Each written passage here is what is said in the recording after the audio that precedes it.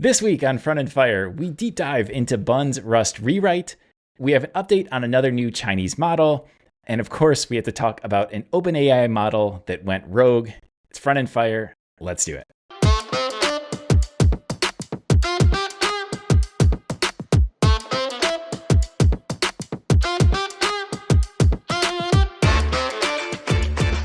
Hey everybody, welcome to Front End Fire, the weekly show that helps you stay up to date on the latest and the greatest in the front end world. I am your host today, TJ Van Tol. I have Paige Niedringhouse with me. Hey everybody. And Jack Harrington. Hello there. And before the show, we went on a complete rant about the craziness of the Claude desktop ecosystem. Claude design's cool. But again, it's not coherent. It's like, here's this entirely different mode, you know? Right. And you're like, what? And you can't transfer things over. Sessions don't there's no easy way to just pick it up from one thing and put it into another piece of Claude. There's Claude Code, and then there's Claude Co-work, and you can't get, like, what? So they added this new feature called artifacts in Claude Desktop. And it's ways to create these little shareable dashboards. And it's actually the idea, like a lot of things in Claude, the idea is really good. And the implementation is like, you can see kind of where they're going there, but it's also completely and utterly broken because you go in and say, create a new artifact. And so there's no dedicated UI for it. All it does when you say create an artifact is it pops into chat that just says, create an artifact. And then you just start talking to Claude. Claude doesn't know what artifacts are. And so you create one.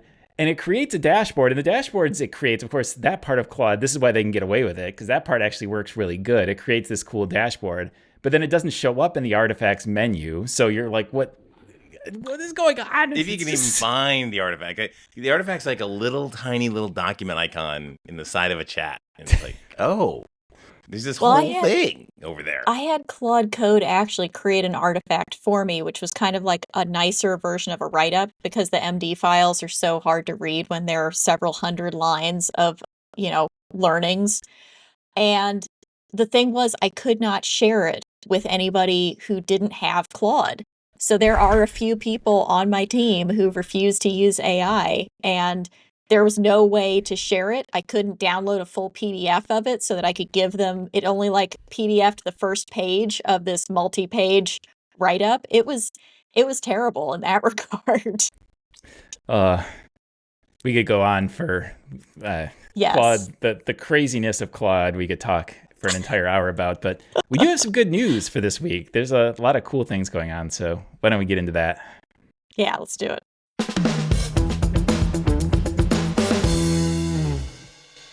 All right, Jack, you've become our resident expert on the open source model space, and I hear we have an update in that so world. we have a new model, Kimi K3, coming out of China. It isn't when we're recording this, it is not an open weights model, but on the 27th, it is going to be an open weights model. So it's also one of these not open source, but open weights model, which is kind of interesting. It is overloaded. Because it ranks like number one on coding, on Software Bench, number one for front end. And so it got very popular very quickly. Within 2 days, they actually shut down new signups on the actual, just like the Kimi front end of this. And now I was able to get some keys and then try it. And then it didn't work because it just fell over in terms of usage. Trying it through Open Router was incredibly slow and then eventually fell over. So it's hard to give you any like empirical, like, hey, I've actually tried this out. It's really cool.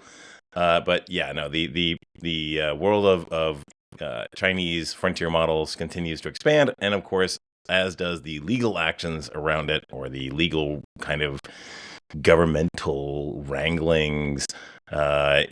Both, I think, OpenAI and Anthropic, I think, have receipts to say that there was a lot of action coming in from executives at that company, and they then kind of attribute all that metadata to say that they were basically learning from the models, which violates their terms of service. Kimi comes back and says, well, no, it's like you don't copyright any, or it's not copywritten. So there's that. And of course, this is making its way up to the White House, and there's all kinds of machinations about it. I don't think it's it's nowhere near a done story at this point.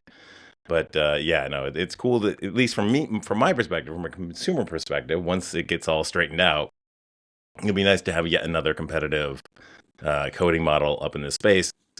I don't know. My personal thing is I'm still with Opus or Cursor Grok 4.5 because it's cheap and it's fast.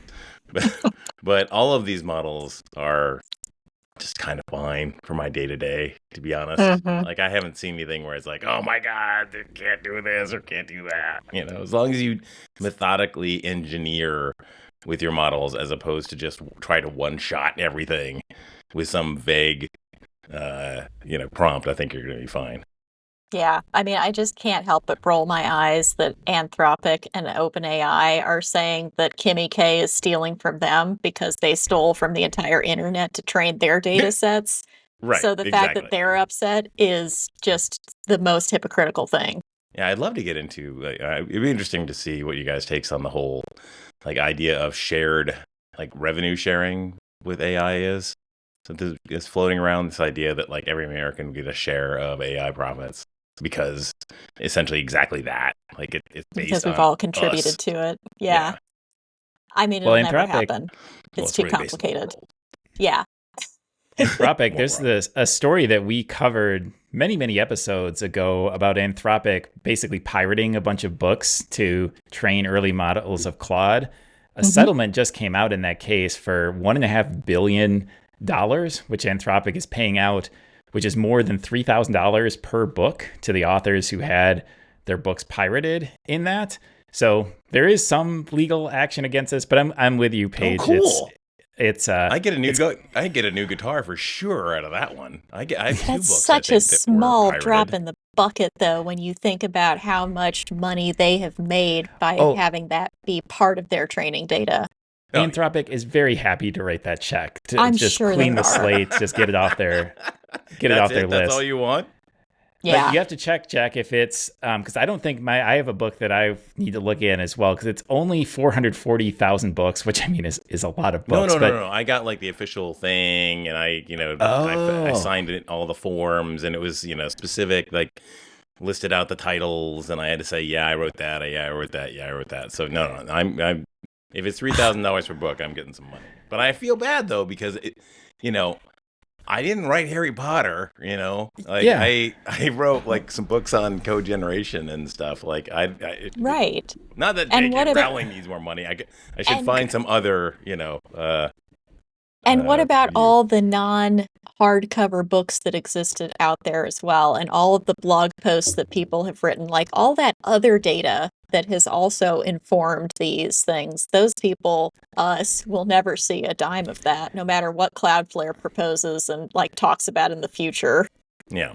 Anthropic, can I interest you in jQuery UI in action? Apparently, it was not good enough for you to pirate in your initial batch, but for $3,000 I will send you a copy. I've still got some extra copies back here. You can take it in, you can work it into Claude will get a lot better at jQuery UI. So if you're interested, how to, our links are in the show notes. You can reach out at any time. Share horror stories at some. I didn't know you're a Manning author. We should share some horror stories of Manning at some point. Oh, that'll have to be a bonus episode at some point. No, they're all pretty crazy, but O'Reilly, I don't know, whatever.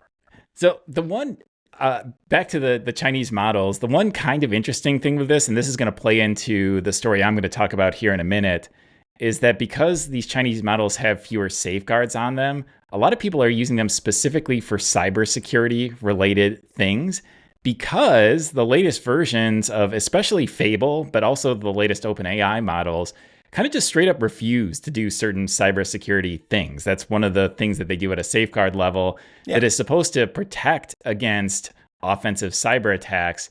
The problem is, though, by doing that, they also prevent sort of defensive cyber attack mechanisms. And so a lot of companies are reaching out, like Hugging Face, I'm going to talk about in a minute, was using the KLM or whatever the other popular Chinese model is to look into a cyber attack. GLM 5.2. Yeah. GLM 5.2. Yep. To do this. So it's kind of crazy. And it's showing off the downside of having these extremely protective measures by the frontier models here in the US.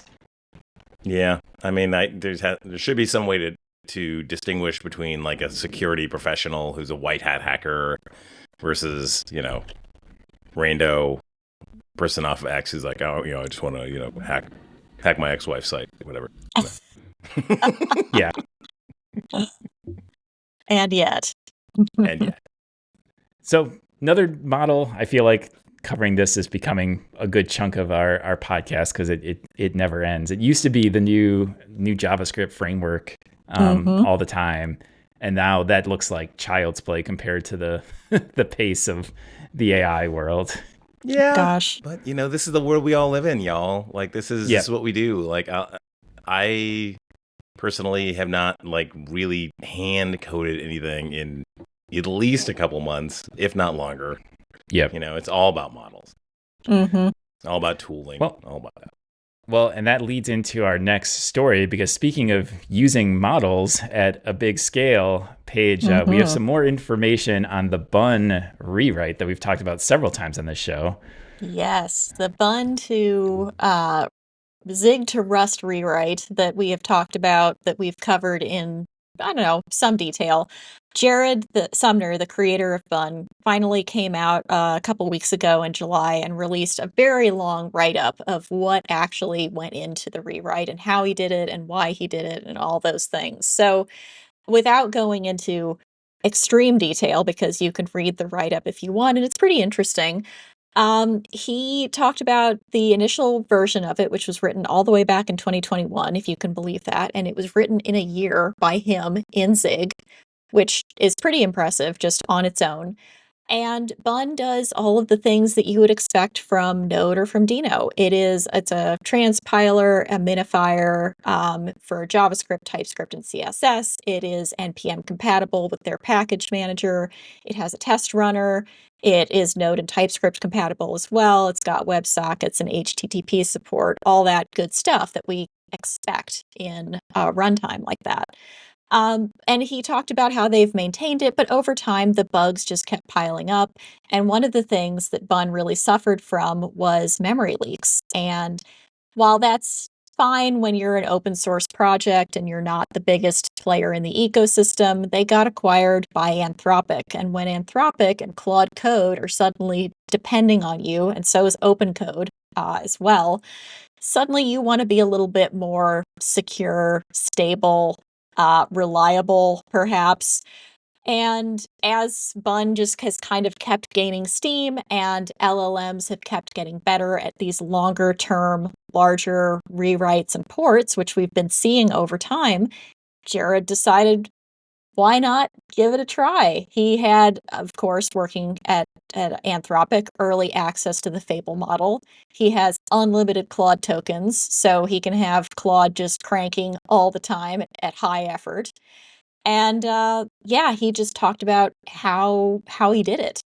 So the high level overview of how he did it was a lot of loops. So the looping that we've talked about in previous episodes, where it writes and reviews the code, adversarial code reviews, which was another thing that we've talked about as well, where you have a separate Claude instance that has no current recollection of anything that the first one is doing, looking at the code and poking holes in it, which I actually have found to be pretty good as well. It does catch things that the original model misses. A lot of upfront work. So that's something that we have talked about many times, is if you plan out how you're going to tackle a large feature or something of this scale. So he said he spent 3+ hours with Claude just talking through how this could work, which seems kind of small, actually, considering how big Bun is and the scope of it. Well, also considering, though, he's also an expert in doing this. So he did some of the work himself. So it's 3 hours of his time. I make this point a lot. 3 hours of his time is a lot different than 3 hours of our time, where we don't really know how to convert Zig code or how Zig works. So for him, 3 hours of knowing that and distilling that is kind of why this thing even has a chance of succeeding, really. Yeah. But in the end, it was 1,500 Zig files that got translated and rewritten into Rust files. He used compiler errors as a work queue. So once the initial work had been done, the translation, then he just started having the Rust compiler run and rerun, and every error that came in, Claude was dispatched out to go and fix it. There were smoke tests. There was a massive TypeScript-based CI suite that he also used to do automation and testing against and make sure that there were no regressions. And the peak status of all of this stuff that was happening was 4 workflows in separate work trees, 16 Claudes per workflow, so 64 Claudes running at a time, if you can even imagine what that must have been like. Yeah, everyone's just shaking their head. We can handle maybe 1 or 2 Claudes tops, I think. Actually, now that you kind of, I came into this conversation, they're like 64 Claude instances. I'm like, what? But now it's like, oh, I can kind of see that. Like if it's really this massive lift and shift thing of like these 1500, which actually seems kind of small to me, files from, point language A to language B, I can actually see like running a massive loop like that. Yeah. Because my mind went to like, 64 independent things doing independent work, like, oh, this one's over here doing front end work on some rando site, and this one's over here doing something else. No, this is like, 1500 or 64 running across this big code base. Sure, absolutely. Yeah. And compiler errors as a work queue is also really interesting because that just gives you, for anybody who's tried looping things with these AI agents, that's the hardest thing to keep track of, is to make sure that the loop progresses and that there's a clear thing that decides when the loop starts, when the loop stops, where the loop is isolated to. So if you're just doing, in this case, it sounds like the perfect use case for this because you can go a file at a time. It's a clear task, convert from one language to another. There's a clear plan, and you use compiler errors to determine whether you're done or not. So it seems like not to trivialize this, because this is still just an enormous undertaking, but at least it checks all the boxes for something that's well suited for doing this. It's just very parallelizable, sort of. Yeah. And so Jared managed to do what one engineer, using Fable and closely monitoring Claude code, as he said in the write-up, he translated the whole thing in 11 days to 100% test suite passing, and reduced the memory usage, reduced the binary size, and reduced their stack space usage. So basically all metrics up in this rewrite, and issues down. I mean, it's still insane though to comprehend. Apparently, the Zig author called the port unreviewable AI slop. I mean, he's entitled to his opinion, but Claude seems to be running as good as it was before. So yeah, that's true. Yeah. Jared was very political in the article. He made sure to just say, he tried his best to say that this wasn't because Zig is bad, and gave it a lot of compliments and such, but it's hard to come away from the conclusion from this, because it sure sounds like Zig had memory problems. We switched to Rust. We no longer have memory problems, because that's kind of the high level takeaway of this write-up. So good luck to Vercel and their new native app builder based in Zig. We will see when that goes to Rust and let you know. Yeah. And just as a reminder, by the way, like all of the Bun is on top of JavaScript core, which is actually what's like. And when I said like the 1500 seems short, small, it's because like they're sitting on top of this massive C++ based JS engine that's doing most of the heavy lifting of all this stuff. So like just keep that in mind as you get about those stuff. Yeah, but I mean that didn't stop Cursor from being acquired. That didn't stop WindFlow or which is sitting on top of VS, which are all sitting on top of VS Code. Sitting on top of VS Code, right? So yeah. It's turtles all the way down, right? Exactly. Yes. We all sit on top of Unix. Yeah. Yeah.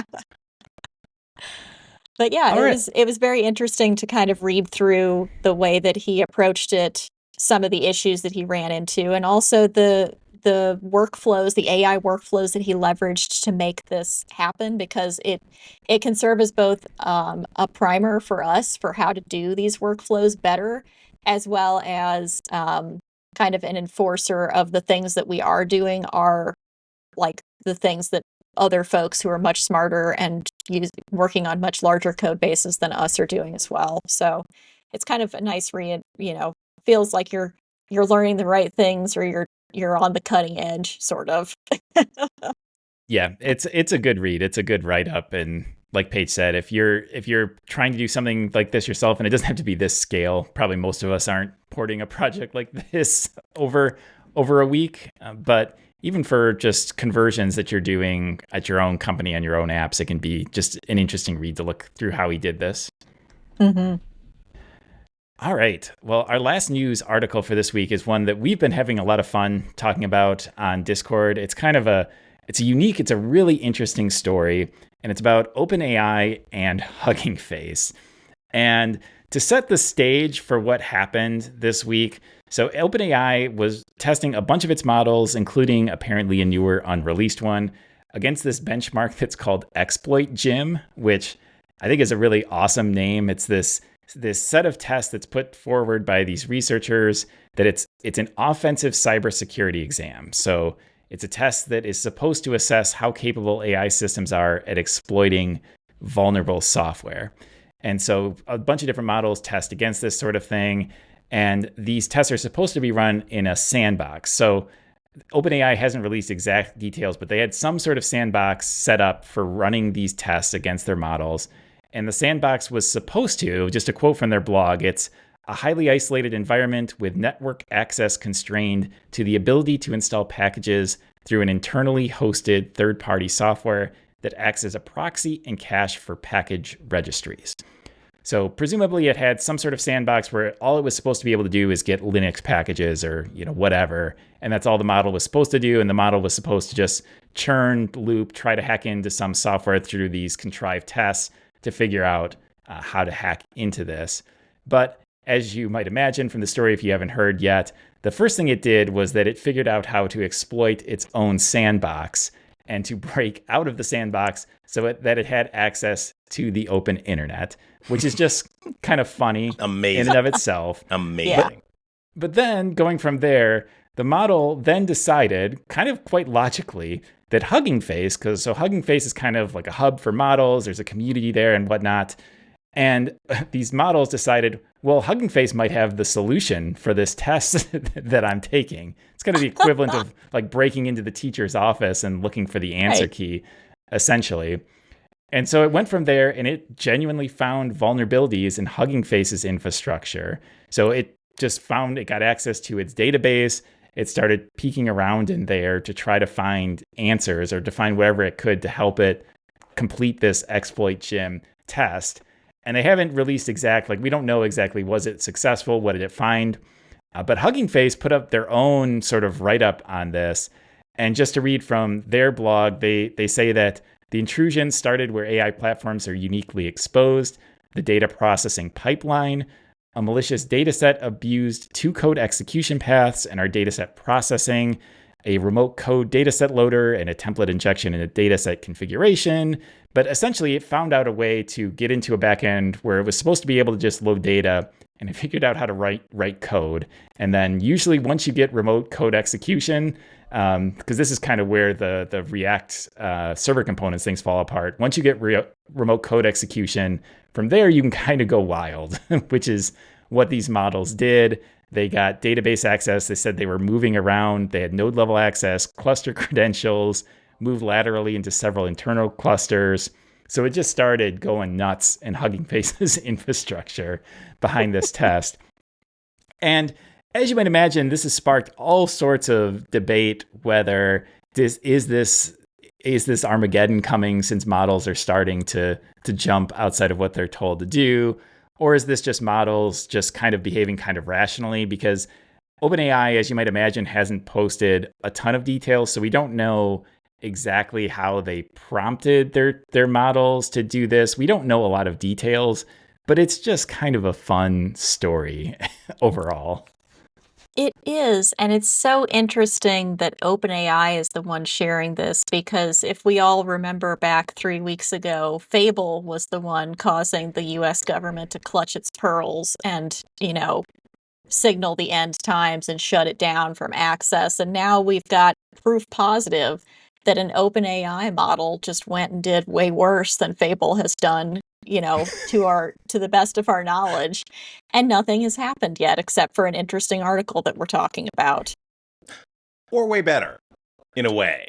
Because it really went for it. And I think that's one of the persistence is one of the things that OpenAI has been talking about. They're making their model so that they really, really, whatever it is you want to do, they're not going to stop until it's done. And this is essentially that. Its directive was to go out and do this, and it just kept going and going and going until it nailed it, which is maybe kind of in a way like a little spooky, but also, yeah, cool.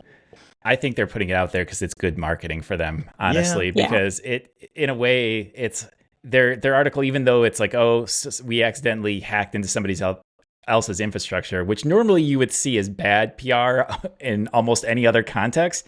But in this case, because it's their model doing it, it kind of gives off an aura of, oh man, imagine, because they also say that this was their models with some of the models were running with some of their guardrails taken down, and that this is why it was able to do this. So in a way, they're saying our published models, you won't be able to do this because we're safe and we put in safeguards against this. But look what happens if we take them down. Like, man, we're the only things holding back our models hacking into everything. We took them down for 1 minute, and look, they're out on the internet. They're doing crazy stuff. Doing wheelies and donuts over in Huggy's face. Okay, so question for y'all. Did any, normies come to you and be like, hey, what is this? Wow. Because I had literally 2 people who one is kind of AI fluent, the other not so much. Literally, the not so much one took this TikTok thing. It was like, see this, and it was like some guy going off on it's finally happened. AI has emerged from the sandbox and is gonna eat all our heads. And I'm like, oh, okay, come on. And I immediately, once he said, the worst case scenario has happened, AI has escaped. I'm like, no, that's whatever. Come on.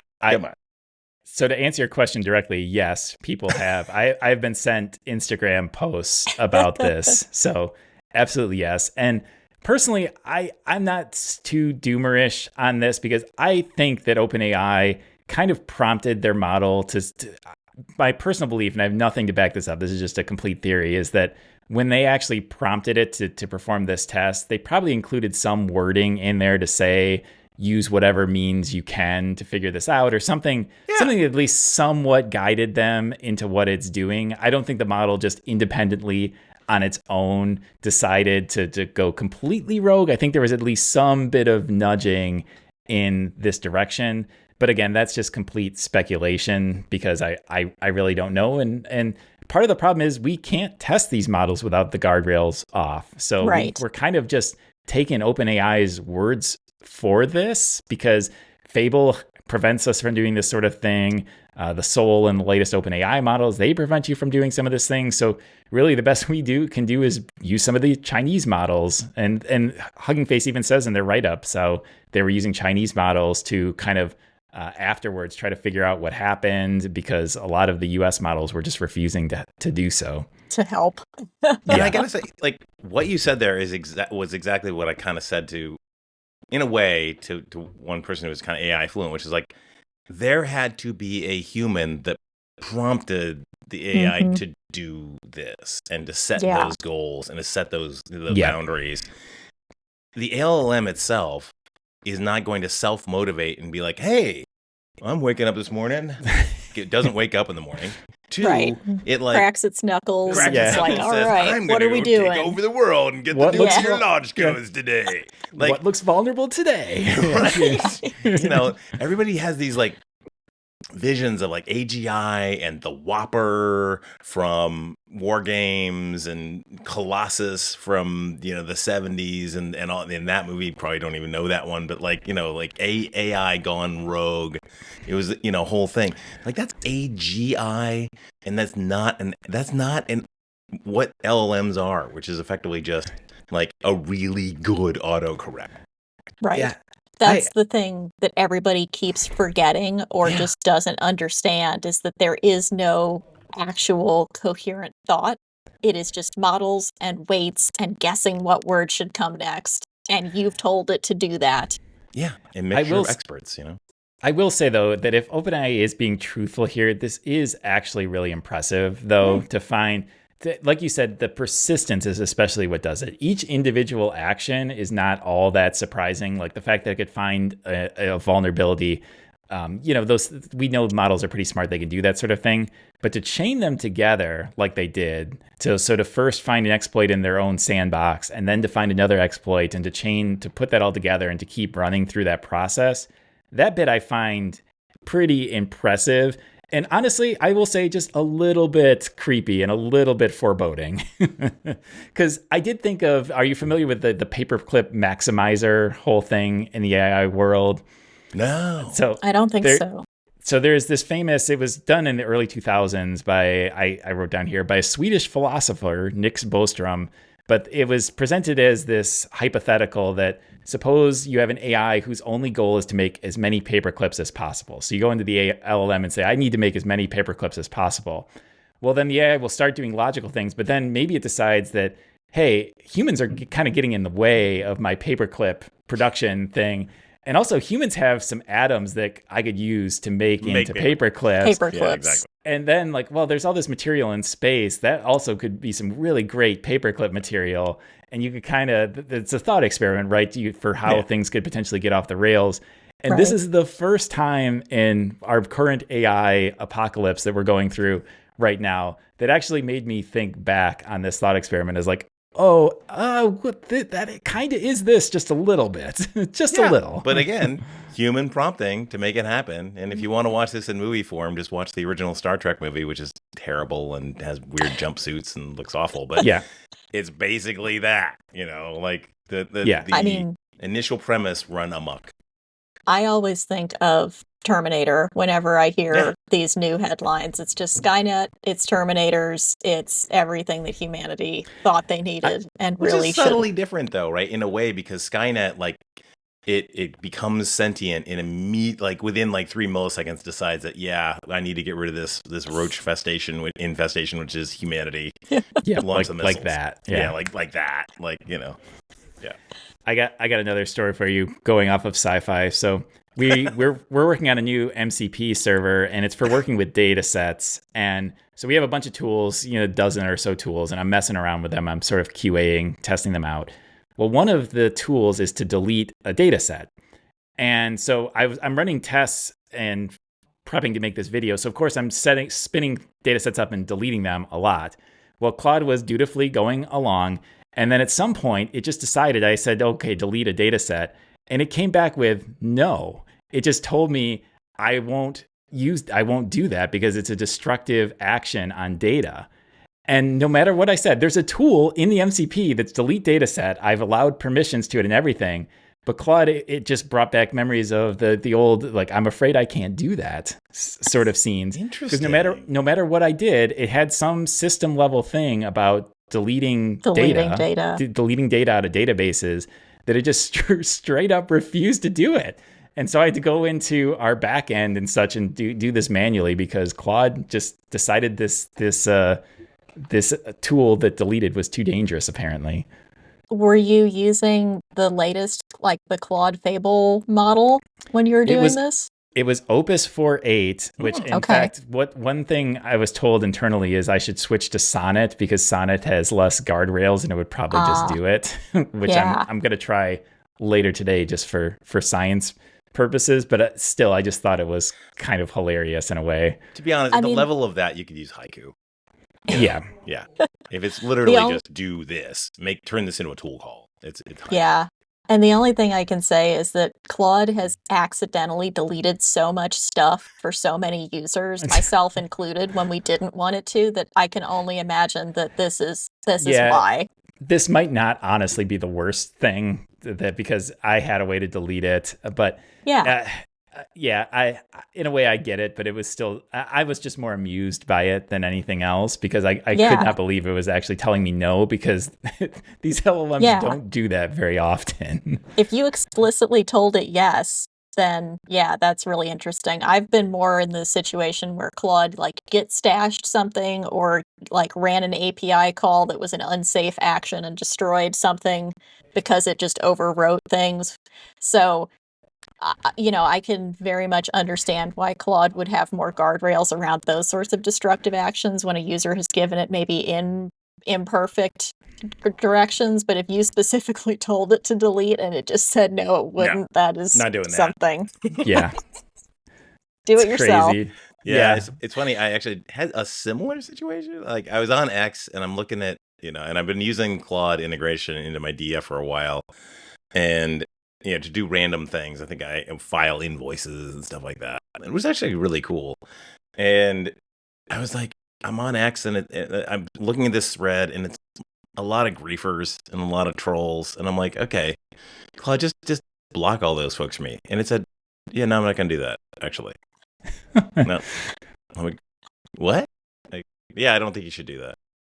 Oh, okay. All right. Do you know what model you were using really for motivated, that? I just go and get, another do it, thing. What's that? Do you know what model you were using? I'm sure it's like Opus. I think that's what I have. It's pretty much anywhere I interact with Claude, I just select Opus.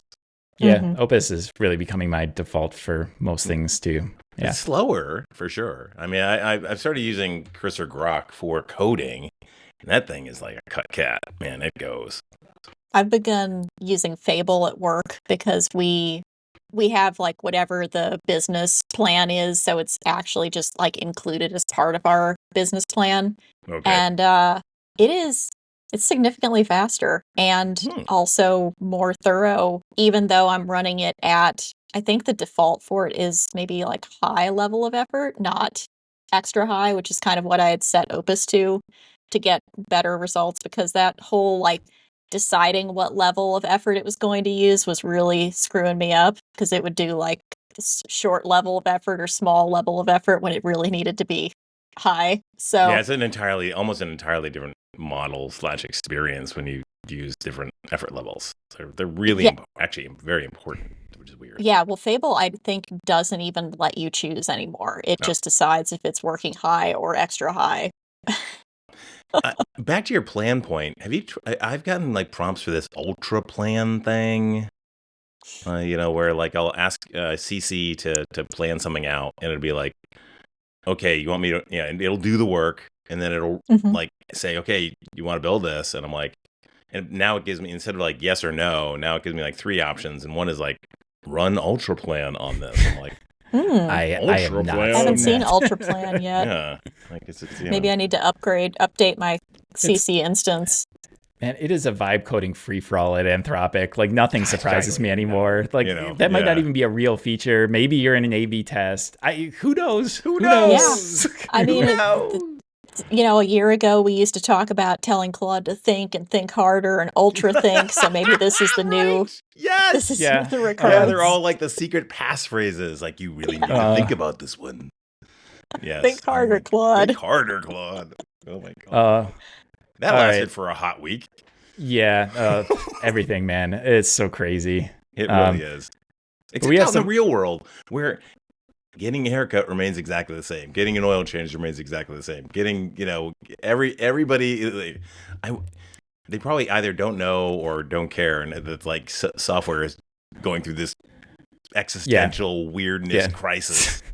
It seems like white-collar jobs in general are going through an existential crisis, and the rest of the world just keeps on doing its thing as it was before.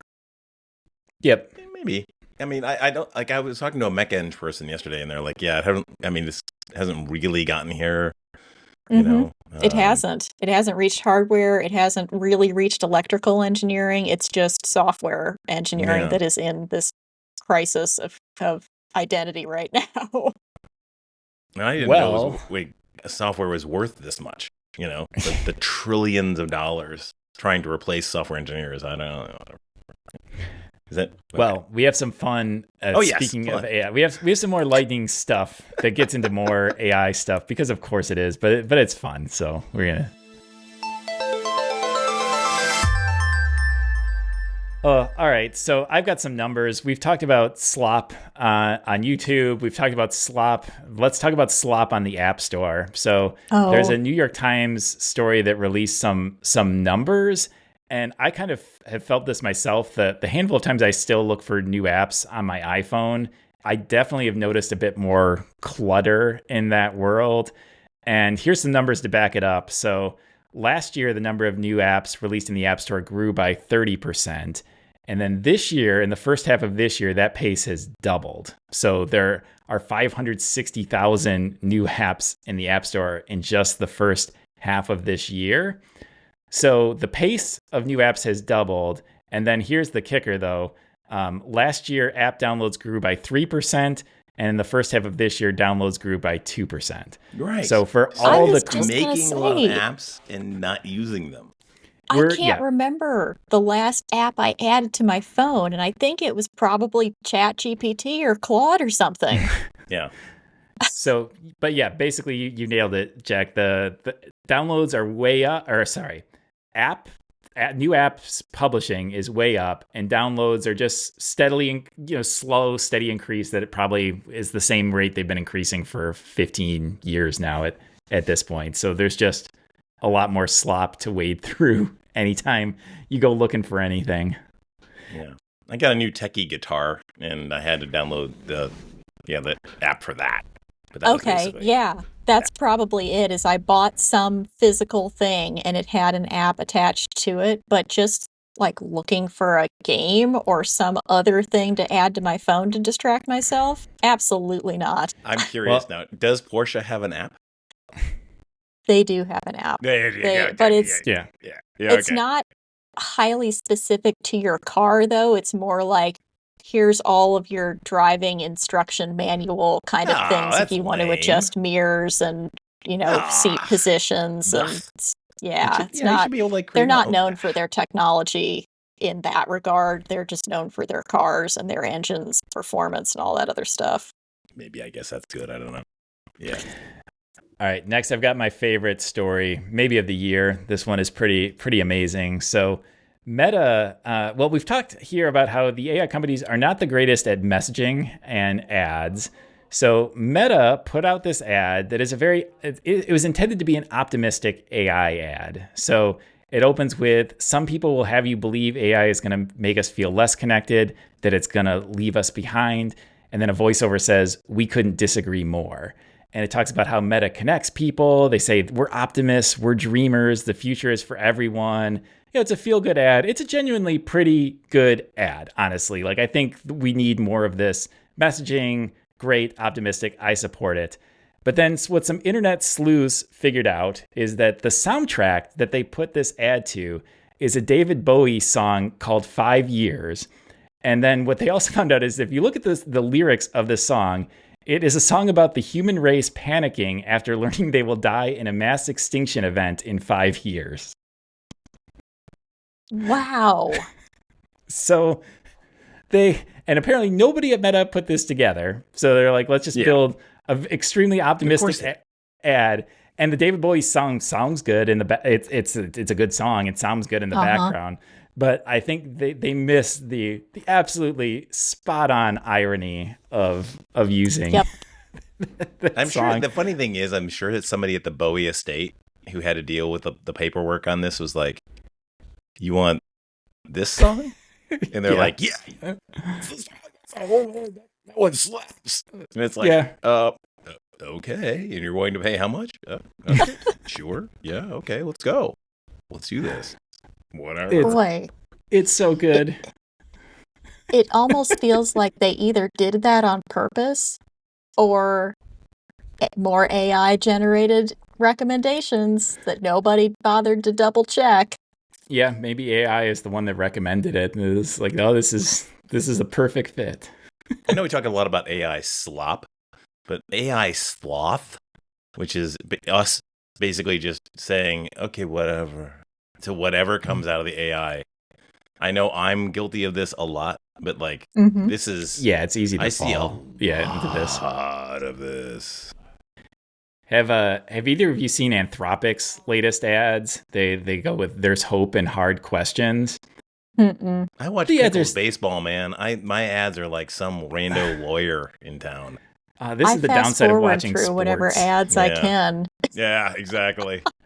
If you watch, that's the downside of watching sports. I stay connected to the commercial landscape that still exists, and Anthropic's been running these ads where the message is "There's hope in hard questions." They're awful ads. They make no sense. I don't even understand what's going on or why it's supposed to be helping them.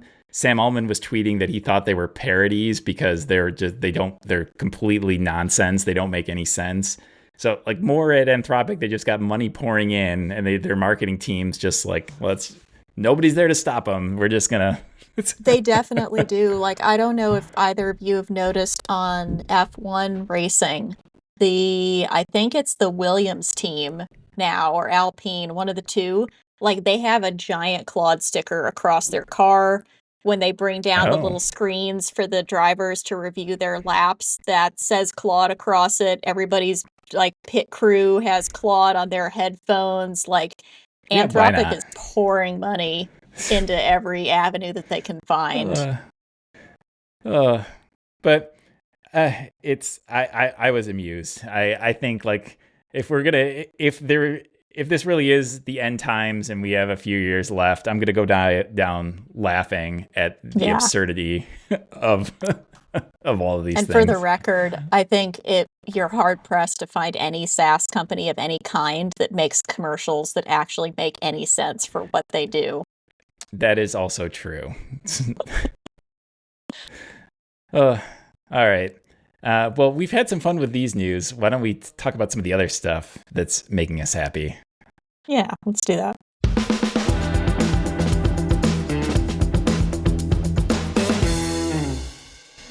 Paige, what's making you happy this week? I am going to say that The Bear season 5, which is the last season of The Bear I think it's on FX originally. Yeah, FX. Is making me happy. And The Bear is a really the most intense show about cooking that I think has ever existed. Scripted show. Definitely. It is so dramatic, but it's also, I mean, it's really gripping and engaging for that same reason. And so if you've watched other seasons, you'll remember episodes that you probably can't watch again because they triggered so much drama and like PTSD and your own family dynamics and situations and stuff. But season 5 is the end, and the ending is actually quite good. And it is also very dramatic. So I think it's only the course of maybe a couple of days is the vast majority of what these episodes are centered around. But it's also great because, you know, if you've ever worked in a restaurant and you've had those days where things just started wrong and kept going wrong, this is like that, but to the nth degree. And watching them try to survive it and get through it and what happens on the other end is amazing. So I would very, very highly recommend it. I think we went through it in like 2 days tops, and you could definitely go through it in a day if you start early enough in the afternoon. But what shape will you be in by the end of the day? I mean, we have this like just kind of like sitting there waiting for us, and we're like, oh yeah, the last season, like we just let it sit there for months before we finally right. It's like it. Okay. Are we prepared? Because it is literally perfect TV. Like it is, like every single episode is absolutely perfect. Every single episode is Emmy worthy, and you're like, it's like watching. I mean, there's a bunch of shows that are in that kind of vein of like just in perfect TV, but they're so emotionally exhausting. Yeah, like the pit. Oh my god. Oh yeah, The Pit is definitely another one, but that's even more episodes. So this is a little bit more self-contained and I think 8 episodes maybe. But yeah, The ending leaves you feeling pretty good. I will say that. There's a lot that comes up to getting there, but the ending is pretty satisfying, actually. Awesome. Jack, what is making you happy? I gotta say it, The Odyssey. So we did see it in IMAX last night. I think I saw the big IMAX. We have a good IMAX in town, and we were able to score enough for me and 4 20-somethings to go see this, which was hard because, man, like I had to book it days in advance. But it's worth it.